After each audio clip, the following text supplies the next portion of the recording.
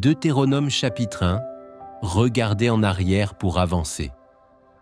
Voici les paroles que Moïse adressa à tout Israël, de l'autre côté du Jourdain, dans le désert, dans la plaine, vis-à-vis de Suph, entre Paran, Tophel, Laban, Hatséroth et Dizahab. Il y a 11 journées depuis Horeb, par le chemin de la montagne de Séhir, jusqu'à Kadès-Barnéa. Dans la 40e année, au 11e mois, le premier du mois, Moïse parla aux enfants d'Israël selon tout ce que l'Éternel lui avait ordonné de leur dire. C'était après qu'il eut battu Sihon, roi des Amoréens, qui habitait à Hesbon, et Og, roi de Basan, qui habitait à Ashtaroth et à Édréi. De l'autre côté du Jourdain, dans le pays de Moab, Moïse commença à expliquer cette loi et dit « L'Éternel notre Dieu nous a parlé à Horeb en disant « Vous avez assez demeuré dans cette montagne. Tournez-vous et partez. Allez à la montagne des Amoréens et dans tout le voisinage, dans la plaine, sur la montagne, dans la vallée, dans le Midi, sur la côte de la mer, au pays des Cananéens et au Liban, jusqu'au grand fleuve, au fleuve d'Euphrate. Voyez, j'ai mis le pays devant vous. Allez, et prenez possession du pays que l'Éternel a juré à vos pères, Abraham, Isaac et Jacob, de donner à eux et à leur postérité après eux. Dans ce temps-là, je vous dis, je ne puis pas à moi seul vous porter. L'Éternel votre Dieu vous a multipliés et vous êtes aujourd'hui aussi nombreux que les étoiles du ciel. Que l'Éternel, le Dieu de vos pères, vous augmente 1000 fois autant et qu'il vous bénisse comme il vous l'a promis. Comment porterai-je, à moi seul, votre charge, votre fardeau et vos contestations? Prenez dans vos tribus des hommes sages, intelligents et connus, et je les mettrai à votre tête. Vous me répondîtes en disant « Ce que tu proposes de faire est une bonne chose. » Je pris alors les chefs de vos tribus, des hommes sages et connus, et je les mis à votre tête comme chefs de 1000, chefs de 100, chefs de 50 et chefs de 10, et comme ayant autorité dans vos tribus. Je donnais dans le même temps cet ordre à vos juges. Écoutez vos frères et jugez selon la justice les différends de chacun avec son frère ou avec l'étranger. Vous n'aurez point égard à l'apparence des personnes dans vos jugements. Vous écouterez le petit comme le grand. Vous ne craindrez aucun homme, car c'est Dieu qui rend la justice. Et lorsque vous trouverez une cause trop difficile, vous la porterez devant moi pour que je l'entende. C'est ainsi que je vous prescrivis dans ce temps-là tout ce que vous aviez à faire. Nous partîmes d'Horeb et nous parcourûmes en entier ce grand et affreux désert que vous avez vu. Nous prîmes le chemin de la montagne des Amoréens, comme l'Éternel, notre Dieu, nous l'avait ordonné, et nous arrivâmes à Kadès-Barnéa. Je vous dis, vous êtes arrivés à la montagne des Amoréens que l'Éternel, notre Dieu, nous donne. Vois, l'Éternel, ton Dieu, met le pays devant toi. Monte, prends-en possession, comme te l'a dit l'Éternel, le Dieu de tes pères. Ne crains point, et ne t'effraie point.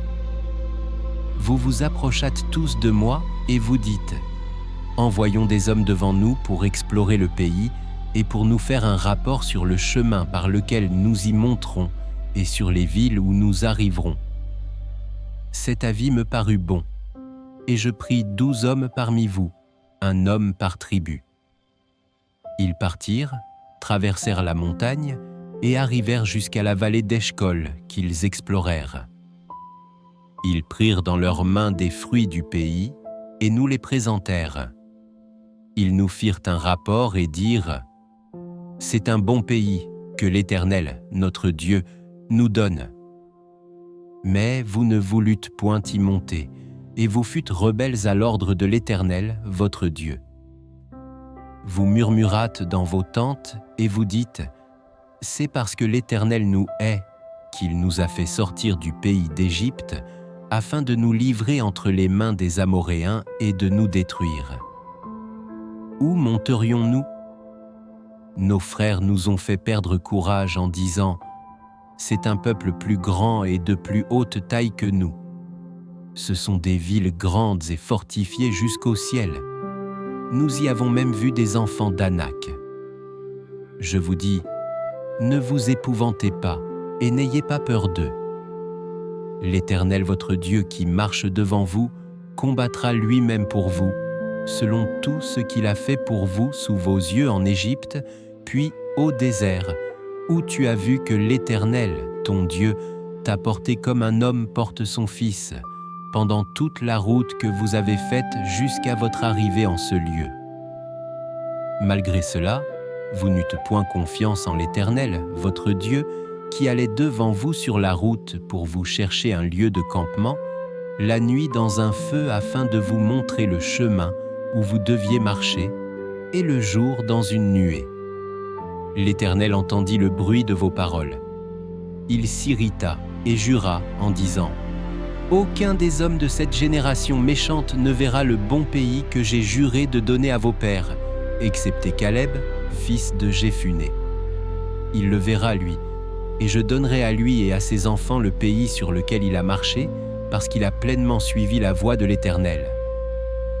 L'Éternel s'irrita aussi contre moi à cause de vous, et il dit « Toi non plus, tu n'y entreras point. » Josué, fils de Nun, ton serviteur, y entrera. Fortifie-le, car c'est lui qui mettra Israël en possession de ce pays. Et vos petits-enfants, dont vous avez dit, ils deviendront une proie. Et vos fils, qui ne connaissent aujourd'hui ni le bien ni le mal, ce sont eux qui y entreront. C'est à eux que je le donnerai, et ce sont eux qui le posséderont. Mais vous, tournez-vous et partez pour le désert, dans la direction de la mer Rouge. Vous répondîtes en me disant, « Nous avons péché contre l'Éternel, nous monterons et nous combattrons, comme l'Éternel notre Dieu nous l'a ordonné. » Et vous ceignîtes chacun vos armes, et vous fîtes le projet téméraire de monter à la montagne. L'Éternel me dit, « Dis-leur, ne montez pas et ne combattez pas, car je ne suis pas au milieu de vous. Ne vous faites pas battre par vos ennemis. » Je vous parlais, mais vous n'écoutâtes point. Vous fûtes rebelles à l'ordre de l'Éternel, et vous montâtes audacieusement à la montagne. Alors les Amoréens qui habitent cette montagne sortirent à votre rencontre et vous poursuivirent comme font les abeilles. Ils vous battirent en Séhir jusqu'à Horma. À votre retour, vous pleurâtes devant l'Éternel, mais l'Éternel n'écouta point votre voix et ne vous prêta point l'oreille. Vous restâtes à Kadès, où le temps que vous y avez passé fut de longue durée. En résumé, Moïse commence son grand discours d'adieu au peuple d'Israël sur les plaines de Moab. Il rappelle le départ du Sinaï, l'organisation des juges et des chefs, l'épisode des espions et la rébellion du peuple qui a conduit à 40 ans de désert. Méditons. Moïse invite le peuple à se souvenir, non pour ruminer le passé, mais pour reconnaître la fidélité de Dieu à travers les échecs. La mémoire spirituelle est un acte de foi. Se souvenir de ce que Dieu a fait fortifie la confiance pour ce qu'il fera. Prions, Seigneur, aide-moi à me souvenir de ta fidélité dans mon passé pour avancer avec confiance vers mon avenir. Amen. Chers frères et sœurs, merci d'avoir suivi cette méditation sur Parole de Dieu au quotidien. Si cette vidéo t'a touché, mets un like, abonne-toi et active la cloche pour ne rien manquer. Chaque jour, laisse la parole de Dieu fortifier ta foi, apaiser ton cœur et illuminer ton chemin. Partage cette vidéo pour que la lumière de Dieu continue de briller dans le monde. Et souviens-toi, Dieu t'aime et marche avec toi chaque jour. À très bientôt dans une nouvelle méditation de Parole de Dieu au quotidien.